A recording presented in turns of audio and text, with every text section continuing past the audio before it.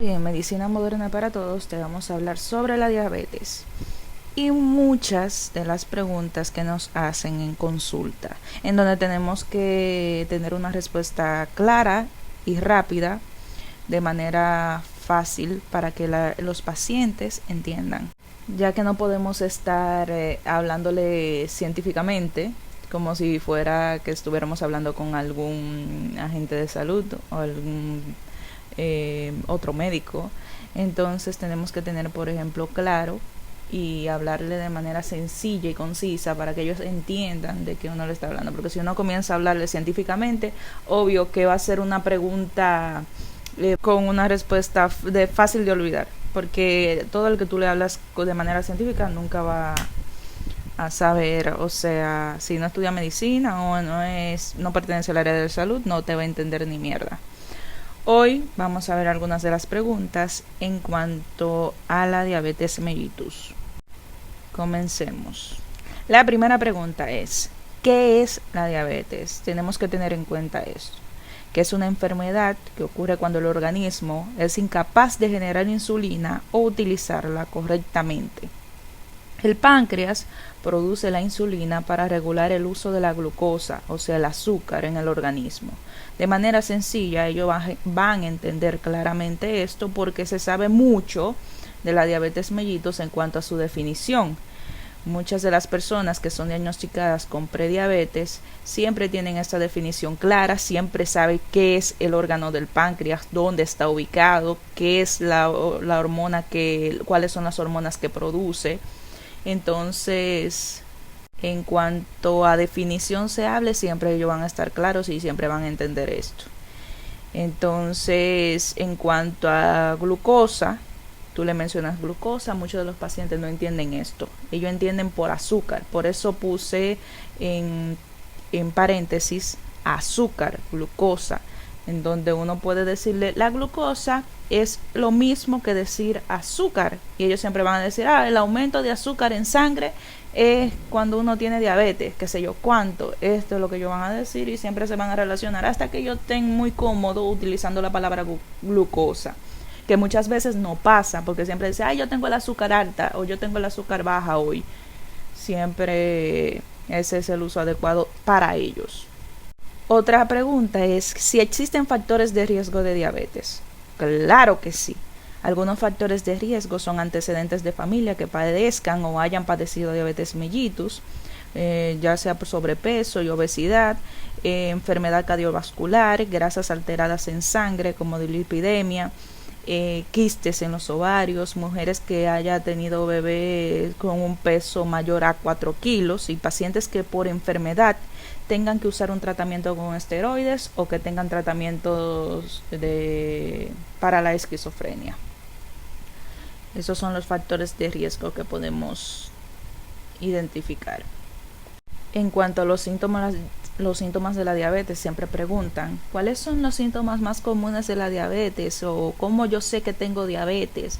O esto, no, todo se relaciona, porque muchas personas siempre van a decir, yo orino mucho, ya yo creo que tengo diabetes. Yo tengo mucha sed, me da mucha sed, ya yo creo que tengo diabetes, pero sin un control adecuado. O sea, no tienen a alguien que le ayude, por ejemplo, a ir a una consulta médica, no tienen a nadie con esto, y entonces como ellos han escuchado que tal fulano, a un vecino, tiene diabetes y orinaba mucho y tomaba mucha sed, ya ellos creen que tienen diabetes. No.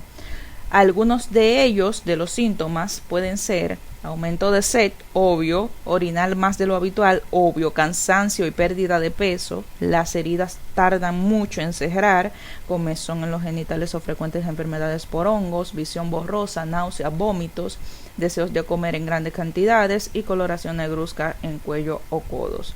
Recuérdense que no porque ustedes tengan algunos de estos síntomas es posible que tengan diabetes. No. Recuerden eso. No se autodiagnostiquen, por favor. No se autodiagnostiquen, que eso es muy malo. Tienen que ir a donde un personal de la salud, que ellos con un adecuado manejo, un adecuado sistema, van a investigar si usted es prediabético, si posee diabetes tipo 2, pero no se autodiagnostiquen ni se automediquen, mucho menos. Que no porque un vecino tome metformina de 500 miligramos 2 veces al día, yo me voy a tomar una metformina 2 veces al día, porque yo también tengo los mismos síntomas del vecino y ellos fueron diagnosticados con diabetes mellitus. Eso no es correcto. Otra pregunta es, ¿cuántos tipos de diabetes hay?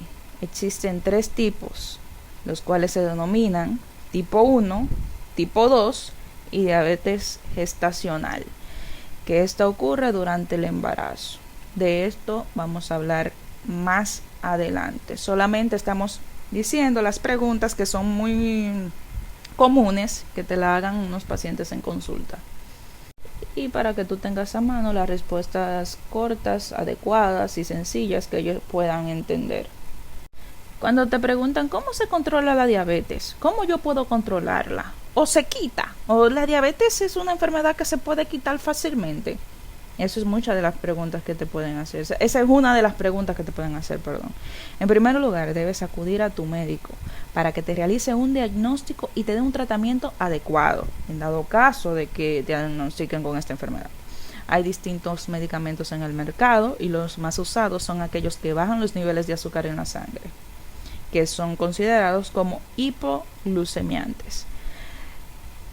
Siempre para mejores resultados el tratamiento debe estar acompañado de una dieta y rutina de ejercicio. Pero lamentablemente no hay cura para la diabetes tipo 2, pero sí se puede controlar. Hay muchos hipoglucemiantes que te ayudan a controlar, acompañado con, como dije antes, con la dieta y un ejercicios, ya sea 3 a 5 veces a la semana, media hora, 1 hora que le dediques.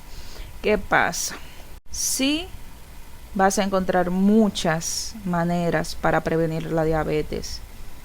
Algunas se las voy a mencionar ahora, como eliminar el azúcar y los carbohidratos refinados de tu dieta, hacer ejercicio regularmente, que el agua sea tu bebida principal, bajar de peso si tienes sobrepeso u obesidad, dejar de fumar, seguir una dieta muy baja de carbohidratos, como mencioné anterior, y tener cuidado con el tamaño de las porciones. O sea, esas son algunas de las maneras para poder prevenir la diabetes.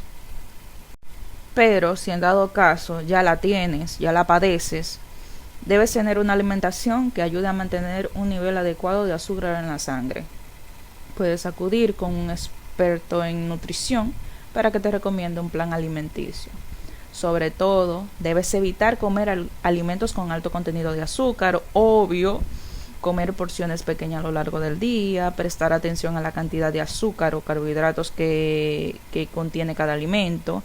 Puedes consumir una gran variedad de alimentos integrales, frutas, vegetales, frutos secos, comer menos grasa, limitar consumo de alcohol y usar menos sal. Entonces, ¿qué otro tipo de cuidados debo tener si tengo diabetes? Ten cuidado especial con los pies, ya que esta parte del cuerpo es muy sensible a sufrir deterioros cuando se tiene esta enfermedad. Usa zapatos cómodos y calcetas que no te lastimen. También tienes que lubricar bien tu piel con apoyo de cremas especiales. Hay muchas cremas de mercado que, como la Goicoechea y otras ahí que han arrojado muy buenos resultados. Realiza ejercicio para oxigenar los músculos. Yo no sé si ustedes se han dado cuenta que siempre he mencionado la dieta y el ejercicio, que son muy buenos tanto para prevenir y también para cuando lo tienes, o sea, para tener un control adecuado. Mínimo 4 veces por semana, por ejemplo, puedes correr, trotar, nadar, gimnasia, entre otros. Hacer pesas no es muy adecuado, pero recuerda que toda actividad física debe estar supervisada por tu médico para determinar tus limitaciones. Entonces, una pregunta o sea, que la hacen demasiado también y tenemos que tener en cuenta: ¿cuáles son las complicaciones de la diabetes si no me cuido? Con el paso del tiempo, como toda enfermedad, si no se trata, se puede presentar problemas en órganos y ciertas partes del cuerpo, como en los riñones, los pies y ojos, entre otros, aunque los anteriores son los más afectados. Tener diabetes también puede aumentar el riesgo de tener enfermedades cardíacas y trastornos en los huesos y articulaciones. Otras complicaciones a largo plazo incluyen problemas con la piel, problemas en el aparato digestivo, disfunción sexual, problemas con dientes y encías, y las personas diabéticas también pueden tener urgencias médicas debido a los niveles muy altos o muy bajos del azúcar en la sangre. La causa puede ser una infección o reacción a algún medicamento.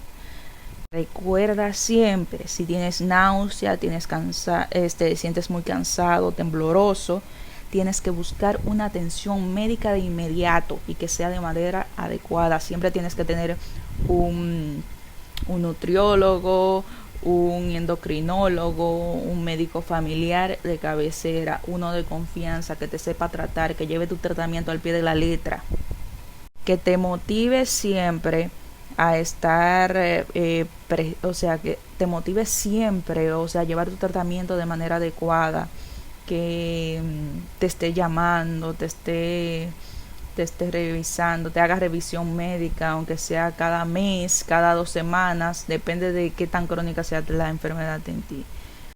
También otra pregunta que hacen muchísimo, que esto es más en pacientes fumadores, que dicen, ¿por qué tengo que dejar de fumar si me diagnosticaron con diabetes? Si el cigarrillo no tiene nada que ver con el azúcar. Eso es lo que te dicen. Yo he tenido pacientes que sí lo han dicho y yo me he quedado como, cónchale, ¿será verdad que me está preguntando esto? Siempre me he quedado así. Fumar ha demostrado causar o contribuir con muchas afecciones de salud graves, incluyendo la enfermedad cardíaca, enfisemas, cánceres de pulmón, de mama, de próstata y de tracto digestivo. O sea, dígame usted. También hay una investigación que vincula el cigarrillo y la exposición del humo de segunda mano con la diabetes tipo 2. En un análisis de varios estudios que yo leí hace poco, dice que más de 1 millón de personas, o decía que más de 1 millón de personas, no recuerdo de qué año era, se encontró que fumar aumenta 44% el riesgo de diabetes en fumadores promedio y el 61% en personas que fuman más de 20 cigarrillos en el día. Entonces es bueno dejar de fumar, ¿verdad? Estos estudios siguieron un ritmo así como de riesgo de diabetes en fumadores masculinos de mediana edad después que dejaron de fumar, redujo un 13% después de 5 años y después de 20 años ellos tenían el mismo riesgo de las personas que no habían fumado nunca. Entonces los investigadores de este estudio declararon que aunque muchos hombres subieron de peso después de dejar de fumar, después de varios años libres de humo, su riesgo de diabetes era menor que si hubieran seguido fumando. ¿Entienden? Pero eso es. En resumen, fumar está fuertemente vinculado con el riesgo de la diabetes, especialmente en fumadores excesivos. Dejar de fumar ha demostrado reducir el riesgo con el tiempo. Entonces, cada vez que tú le explicas a ellos así, tú tratas depende de la persona, tú puedes explicarle así, depende de su educación. Pero si no tiene muy buena educación, tú lo que tienes que explicarle en llano. Es un alto riesgo. Se ha demostrado que el 66%, tú les explicas así, o el 44%, que las personas que fuman tienen riesgo a esto, de otras enfermedades también. El cigarro es malo, el exceso de cigarrillo es muy malo, y les explicas cuáles otras enfermedades puede ocasionar aparte de la diabetes, y ellos van a asustarse un poquito, aunque a algunos se llevan eso en la cabeza de que sí, esto yo tengo que reducir mi consumo. No es que lo vaya a eliminar de una vez, porque eso es imposible, eliminar el cigarrillo de una vez. Que una persona que fume 20 cigarrillos en un solo día, de que por un día de consulta ya deje de fumar, eso es imposible. Ellos pueden reducir la cantidad hasta que llegue en un momento de que eran 20 en el día, luego 15, luego 10, 5 y así reducirlo lentamente. Y a otros le da totalmente igual, que se asustan en consulta, dice sí, yo voy a hacer esto, esto, el otro, voy a tener un plan para dejar de fumar, para dejar de tomar alcohol, y sin embargo cuando llegan a su comunidad, no tanto que tengan 5 minutos dentro de su casa, ya se le olvidó todo lo que el médico le dijo. Es muy común también. Muchos dicen que van a seguir una dieta muy baja en carbohidratos, en lípidos, que van a tener una dieta muy adecuada y en fin, cuando llegan a la casa o cuando llegan en un puesto que venden helado o chicharrón, eso es lo que más les gusta. Imagínate tú cómo controlar eso. En cuanto a tener cuidado con el tamaño de las porciones, se han diseñado platos para diabéticos. Muchos es barato, o sea, conseguirlo es barato, incluso hasta tú mismo puedes hacerlo. Puedes buscar un marcador permanente o lo que sea y marcarlo, o sea, una rayita, esto de carbohidrato, esto de proteína, esto de qué sé yo qué, esto de otro, ¿entiendes? Como ponerlos, esto de vegetales, esto como un plato de muestra. No es que vayas a usar este, si no quieres usar este no, solamente tienes que ponerlo como de muestra. Y guiarte simplemente y usar otro plato que esté limpio. Entonces, ¿qué pasa? Hay un problema con esto. Que personas no saben comer. Consumen más arroz que la misma proteína. O sea, siempre tienen un plato lleno de arroz y una biopsia de carne, para que más me entiendan. Eso mucho lo hacen los dominicanos, algunos puertorriqueños, que usan más comida de arroz, más plátano, más víveres, más cosas, para que ustedes me entiendan. Más víveres, más arroz en el plato que la misma proteína. Usan una biopsia de carne, como quien dice, en vez de usar más proteínas y menos carbohidratos. Entonces, ¿qué pasa? Tenemos que tener mucho en cuenta todos estos datos, porque no es comer poco, sino llevar una dieta balanceada, porque muchos lo dicen, no, yo no voy a comer esto, yo no voy a comer el otro y yo no voy a comer. No es que no es que dejes de comer, es que sepas cómo comer, es que adecues tu dieta a comer saludable, a comer sano. Si tienes un antojo, aunque sea una vez a la semana o 2 veces a la semana, ok. Si tú crees que te sientes capaz de que hay personas que no pueden vivir sin arroz diario, eso es imposible. Puedes comer arroz una vez a la semana si te apetece, solamente en porciones adecuadas. Evita totalmente el comportamiento sedentario, esto no te va a llevar a ninguna parte. En cuanto si quieres prevenir la diabetes, es importante que evites este comportamiento. Trata de comer una dieta alta en fibra. Consumir mucha fibra es muy beneficioso para la salud intestinal y para el control de peso.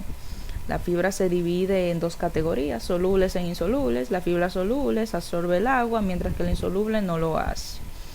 Esto es en el tracto digestivo. La fibra soluble y el agua forman un gel que disminuye la tasa de absorción de los alimentos. Esto provoca una elevación gradual en los niveles de azúcar en la sangre. Sin embargo, la fibra insoluble también se ha vinculado con la reducción de los niveles de azúcar en la sangre y también con la disminución del riesgo de diabetes, aunque no se sabe exactamente cómo funciona.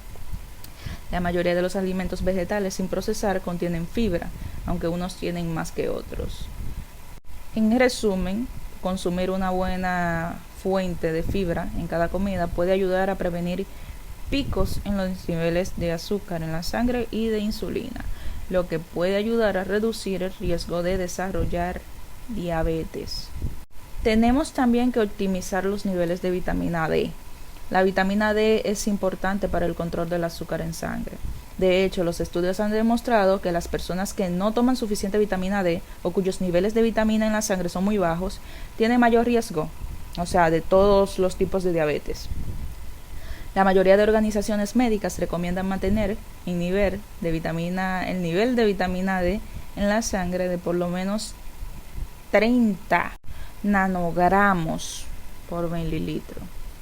Estudios han demostrado que cuando las personas con deficiencia toman suplementos de vitamina D, mejoran el funcionamiento de las células productoras de insulina, sus niveles de azúcar en la sangre se normalizan y su riesgo de diabetes se reduce significativamente. Las buenas fuentes alimenticias de vitamina D incluyen el pescado graso y aceites de hígado de bacalao.